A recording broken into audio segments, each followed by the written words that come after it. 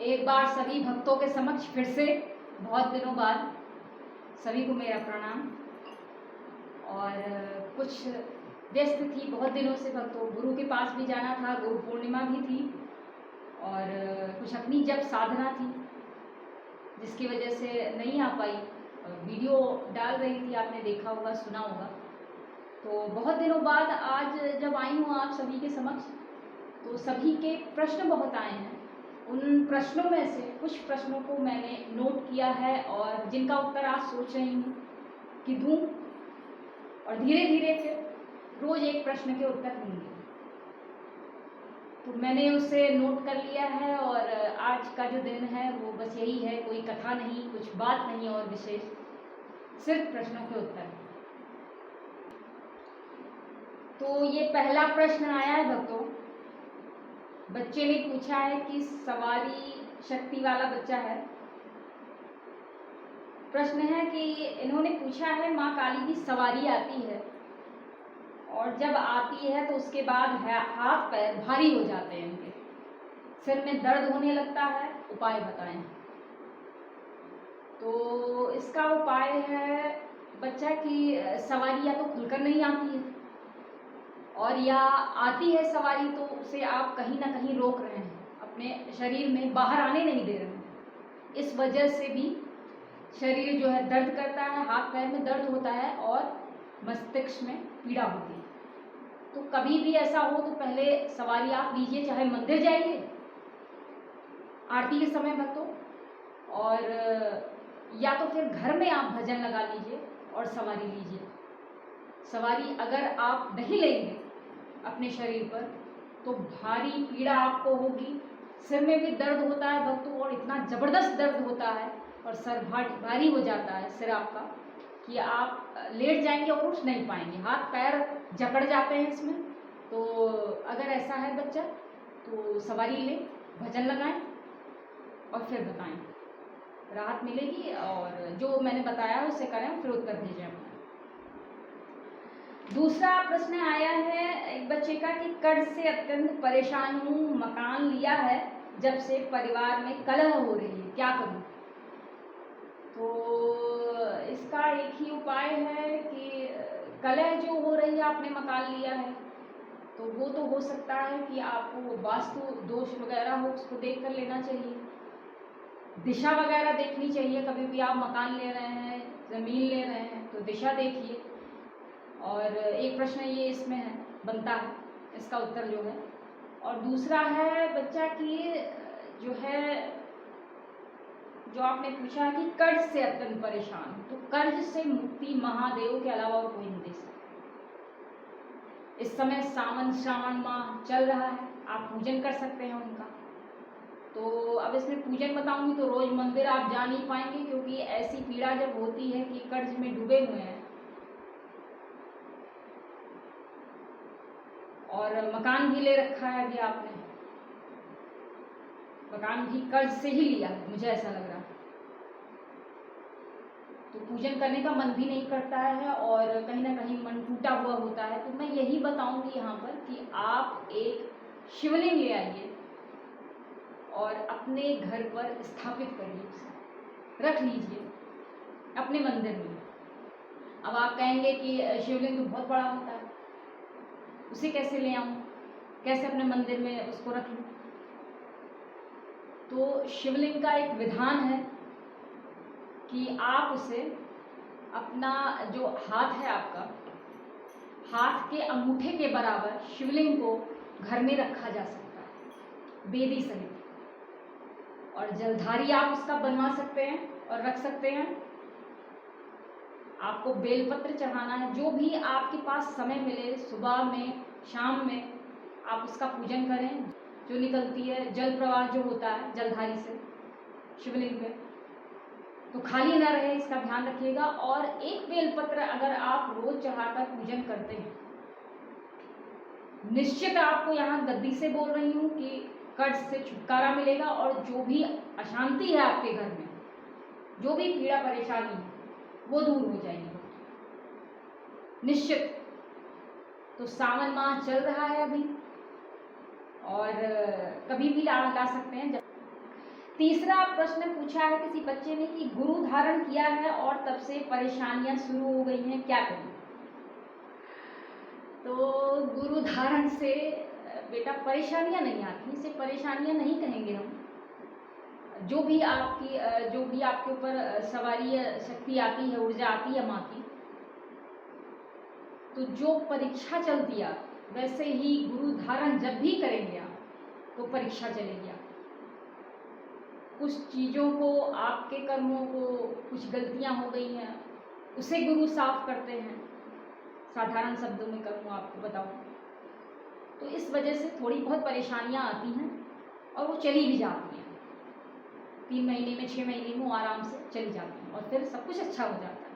और फिर भी अगर परेशानियां आपकी बनी हुई हैं अभी और उससे निजात आपको नहीं मिल रहा है, तो या तो फिर इसमें 2 समस्या हो सकती है भक्तों की, या तो कुलदेवी रुष्ट हैं आपकी और या फिर आपके पितृ नाराज, इसकी वजह से भी समस्या आती है भक्तों को। सवारी वाले बच्चों को, शक्ति वाले बच्चों को समस्या आती है, तो इसको पहले ठीक कर लीजिए। और ये भी ठीक है और फिर भी दोनों चीज़ ठीक है, अपने रास्ते पर हैं, कुलदेवी प्रसन्न है और आपके पितृ देवता प्रसन्न हैं, और फिर भी ये परेशानी आ रही है, तो आप सबसे पहले अपने गुरु से पूछिए इसको, क्योंकि आपने गुरु धारण कर रखा है, इसलिए मेरा बोलने का अधिकार नहीं है। फिर भी आपने प्रश्न किया है तो मैं बता रही हूँ आपको कि अपने गुरु से आप एक बार पूछें, बात करें कि इस समस्या का कारण क्या है। अब भक्तों चौथा प्रश्न आया है कि माँ की सवारी मुझे कैसे प्राप्त हो सकती है? क्या मैं जन कल्याण कर सकता हूँ? माता जी बताएं।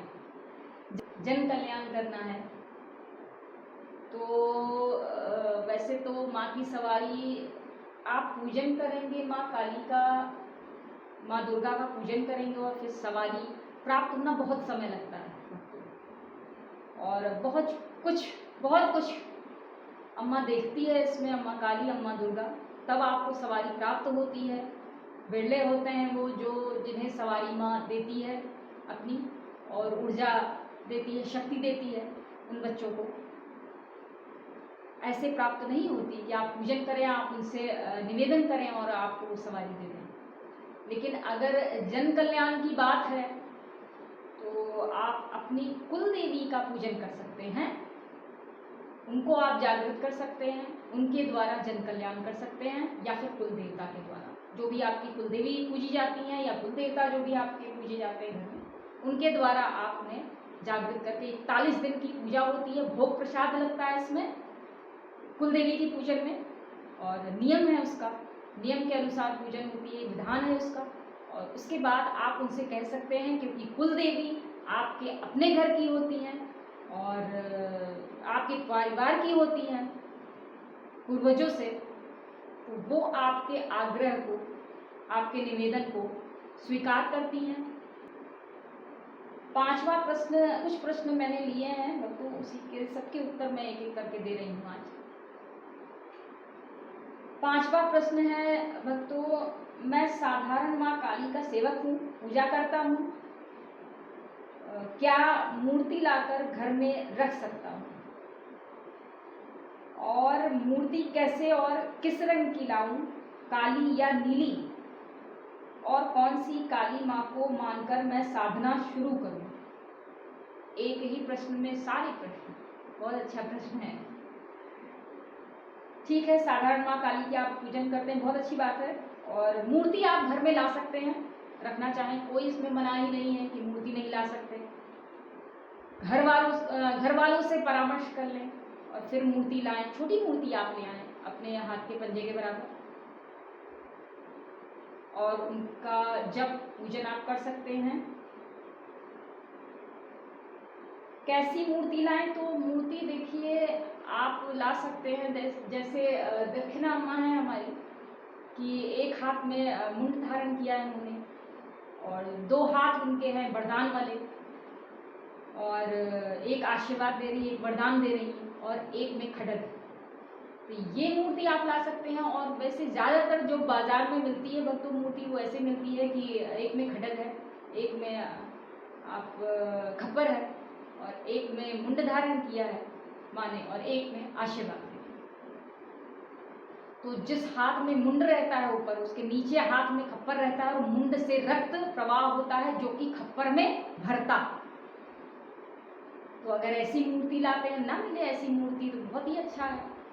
ऐसे ज़्यादातर मार्केट में बाजार में ऐसी मूर्ति मिलती है। दक्षिणामा की तरह मूर्ति मिल जाए तो बहुत अच्छी है, या आप बनवा सकें ऐसी मूर्ति तो बहुत अच्छी बात है, क्योंकि 2 मुद्रा इसमें जो हाथ की हैं वो आशीर्वाद और वरदान देने वाली ही हैं। तो और ना मिले तो फिर पूजन करिए, माँ तो माँ है, आशीर्वाद तो देगी ही देगी आपको जब आप पूजन करेंगे। और आपने इसी में पूछा है कि काली या नीली और कौन सी काली माँ को मानकर मैं साधना शुरू करूँ। तो काली नाम चुकी है माँ का, जैसे महाकाल की महाकाली, और वीरभद्र बाबा की भद्रकाली, और ऐसे ही। तो आप इसमें नीला ही रंग है माँ का। वैसे माँ काली का जो रंग है वो नीला है। काली तो नाम से कर दिया गया, काली माँ तो काला ही बना दिया गया। वो श्याम रंग की हैं, वो नीले रंग की हैं, और उनका मुख जो है नीले रंग की मूर्ति आप ला सकते हैं। और नीले रंग का क्यों है उनका रंग, ये भी बताऊँ आपको। तो जब शिशु छोटा बच्चा जन्म लेता है और रोता है बहुत तेज, तो उसका मुख पूरा और शरीर नीला पड़ जाता है, काला नहीं नीला हो जाता है। उसी प्रकार जब माँ क्रोधित हुई थी तो उनका भी नीला पड़ गया था पूरा शरीर क्रोध के कारण। तो इसलिए आप नाम से महाकाल की महाकाली और महाकाली हटा के काली काली करके लोगों ने काला कर दिया। इसमें बहुत भेद है और बहुत डीपली बातें हैं ये। लेकिन आपको ये बताऊं कि आप नीली रंग खिलाएं तो बहुत अच्छा है, क्योंकि आप ध्यान भी करेंगे, उनका पूजन भी करेंगे, आंख बंद करके उन्हें देखेंगे भी, या वैसे ही आंख खोल कर देखें तो नीली रहेंगी तो आपको बहुत सुखद अनुभव होगा। माँ को कौन ये चाहता है कि मेरी माँ काली हो, काला तो रूप है ही है माँ का। दक्षिणामा का भी काला रूप, सभी माँ का काला रूप है, लेकिन वैसे जो है नीला वर्ण है माँ का। तो आप नीली मूर्ति ला सकते हैं अपनी सुविधा अनुसार जैसा आपको। और लास्ट में आपने पूछा कि कौन सी काली माँ को मानकर मैं साधना शुरू करूँ। तो जो भी आपकी क्षेत्रीय माता है उन्हें मानिए। हाँ, ये बहुत अच्छा प्रश्न आपने किया कि कौन सी माता को पूजूं। तो क्षेत्रीय माता है तो उन्हें आप पूजें। ऐसे ही आप जो है फोटो खरीद कर लाकर पूजन मत करिए, किसी भी माँ को मानकर पूजन करिए आप भक्तों। तो इससे ये रहेगा कि क्षेत्रीय माता भी हैं तो उनका भी नाम होता है भक्तों, मंदिर पर आपने देखा है नाम पड़ा होता है। तो जब भी उन्हें आप याद करेंगे तो वो आपको याद करेंगी, वो भी आपको याद करेंगी, या फिर आपको स्वप्न देंगी तो भी अपना दर्शन करवाएंगी। जो भी आप संकल्प लेते हैं तो भी उन्हीं के हृदय में जाता है संकल्प।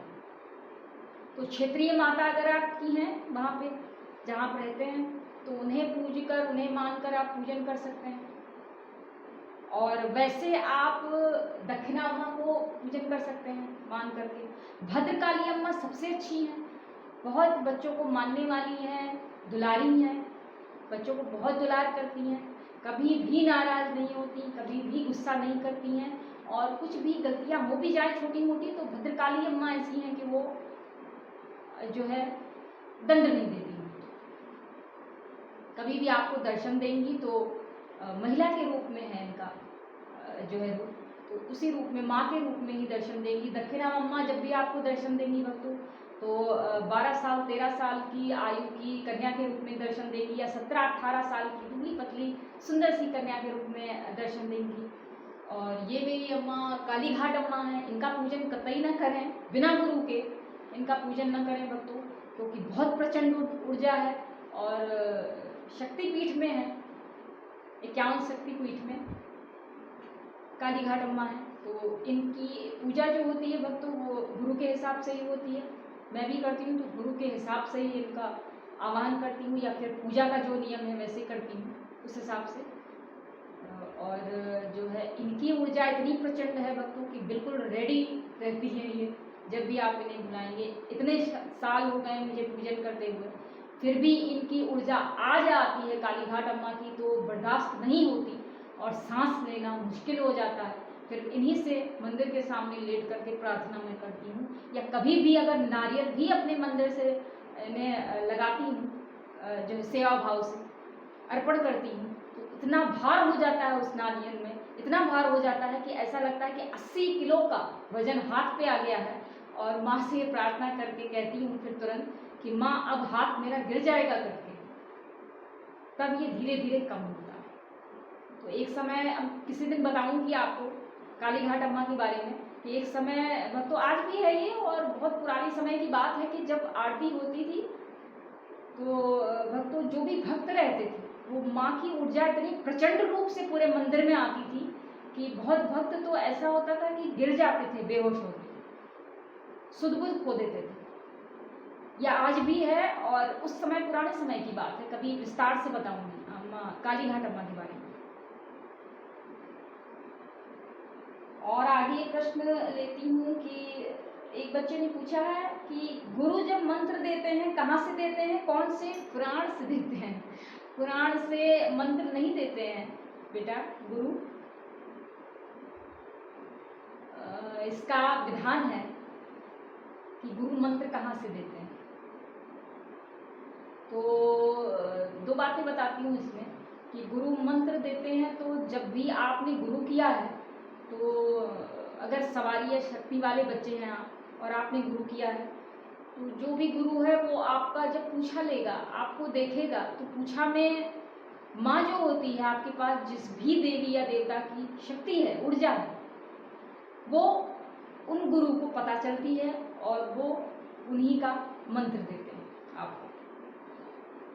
ये हो गए, एक बात हो गई। और दूसरी बात, अगर आपका गुरु के दिव्य दृष्टि जागृत है, त्रिनेत्र जागृत है आपके गुरु का, तो फिर माँ स्वयं वो देखते हैं और माँ जो भी भक्त के पास रहती है, देवी देवता जिसकी भी ऊर्जा है, वो स्वयं उन्हें दिखाई देती है और उस प्रकार देख करके वो स्वयं बताती हैं गुरु से कि मैं हूँ और यहाँ की देवी हूँ और आप इसे ऐसा मंत्र दें, आप ये मंत्र दें।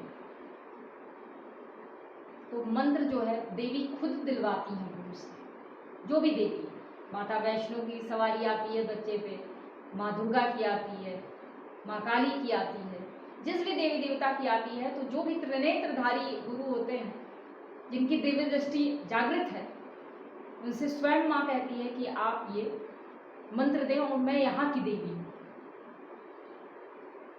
और साधक, यहाँ दूसरी बात बताऊं तो जो साधक हैं, सवारी शक्ति वाले नहीं हैं, वो जब अपने गुरु के पास जाते हैं, वो जो मंत्र होता है वो गुरु का भी मंत्र सिद्ध होता है, तो वो अपने साधक बच्चों को अपना मंत्र देते हैं।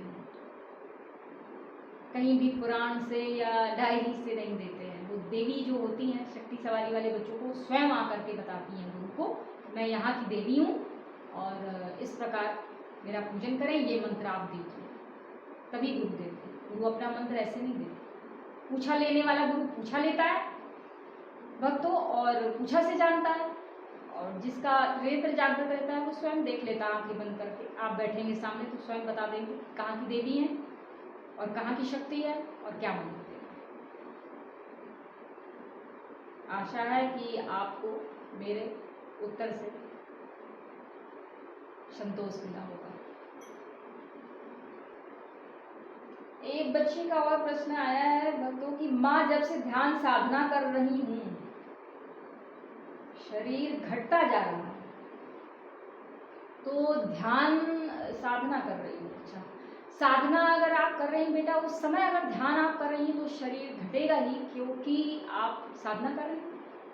मंत्र जाप से जो है अलग होती है साधना, और उस समय आप ध्यान करेंगे तो चक्र तो जागृत होंगे, तो इस वजह से शरीर घटता है, दुबला हो जाता है, इसका एक उपाय भी बताऊं जो गुरु के द्वारा मुझे मिला है कि जब भी आप साधना करें या ध्यान कर रहे हैं और शरीर अचानक से घटने लगे, तो जो भी आप खाना खा रहे हैं, अपना जो भी आपका भोजन है, उसमें जो मेवा आती है, ये ड्राई फ्रूट्स आते हैं जो, उसे ज़रूर पान करिएगा, उसे ज़रूर खाइएगा,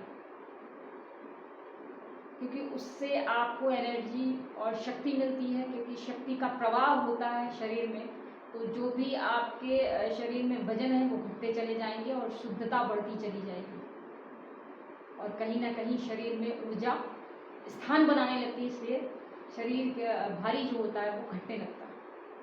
तो आप मेवा वगैरह जो आता है, ड्राई फ्रूट्स आता है, ये बादाम है, काजू वगैरह, ये भी खाते रहिए, तो इससे बैलेंस बना रहेगा और शरीर आपका कमज़ोर नहीं होगा कभी। ये मेरे गुरु के द्वारा बताया गया है, मुझे गुरु ने बताया था, वो मैंने आपको बताया। अच्छा प्रश्न था आपका। आखिरी प्रश्न है भक्तों एक बच्ची का कि माँ मुझे सवारी आती है पर रिश्तेदार घर वालों को भड़काते हैं कि मैं माता काली का पूजन न करूं। मेरा विवाह हो गया है जबकि मैं अपनी पूजा समय निकाल कर करती हूँ, तो इसमें कौन सी परेशानी है भाई? घर वालों को अगर परेशानी नहीं है तो रिश्तेदारों को क्यों परेशानी हो रही है इसमें? और कदापि ये कार्य ना करें बिल्कुल भी, जो भी हैं या घर वाले हैं अगर वो परेशान कर रहे हैं शक्ति सवारी वाले बच्चों को, तो ये कार्य बिल्कुल निंदनीय है, ऐसा कार्य नहीं करना चाहिए। अगर वो कर रही है, अपना पूजन कर रही है समय निकालकर, और आपका जो भी दायित्वों की पूर्ति है वो भी परिवार के लिए कर रही है, तो उसे पूजन करने दें। और नहीं तो फिर माँ है और जब भी परीक्षा चलती है बच्चों की, तो माँ बच्चों को बहुत नज़दीक से देखती है कि बच्चे क्या कर रहे हैं। सवारी वाले बच्चों को जब परीक्षा चलती है तो माँ देखती है क्या कर रहे हैं, किससे बात कर रहे हैं और कैसा व्यवहार है उनका, कैसा पूजन है उनका। और उस समय अगर ऐसा कार्य आप करेंगे, निंदनीय कार्य करेंगे भड़काने का, तो आशीर्वाद वाला हाथ तो उठेगा नहीं, फिर तो खटक आ गया दूसरे हाथ में, तो वो ही उठेगा फिर। तो ये कार्य ना करें कृपया कर, उसे पूजन करने दें। परिवार वाले अगर उसे करने दे रहे हैं तो आप भड़काने का कार्य ना करें और बच्चे को पूजन करने दें। इसके लिए बच्चा तो नहीं, बस यही मैं कहूँगी कि अपना पूजन करो, कभी भी शिकायत मत करना किसी की भी, ना घर में ना रिश्तेदारों को, जान भी पाओ कि वो कर रहे हैं तो भी मत करना। माँ पे छोड़ देना, माँ काली पर, और उन्हीं से अश्रु बहाना। फिर देखना मैं यहाँ से बोल रही हूँ, फिर से तुम मैसेज करोगे मुझे कि सब कुछ ठीक हो गया। दंड तो देती ही है माँ, तो पूजन करने दे कृपया कर उसे। तो आज के लिए बस इतना ही भक्तों, और आज से फिर से आपके समक्ष आती रहूँगी, और थोड़ा बहुत जो गुरु से ज्ञान मिले या माँ काली से वो बताती रहूँगी। तब तक के लिए धन्यवाद।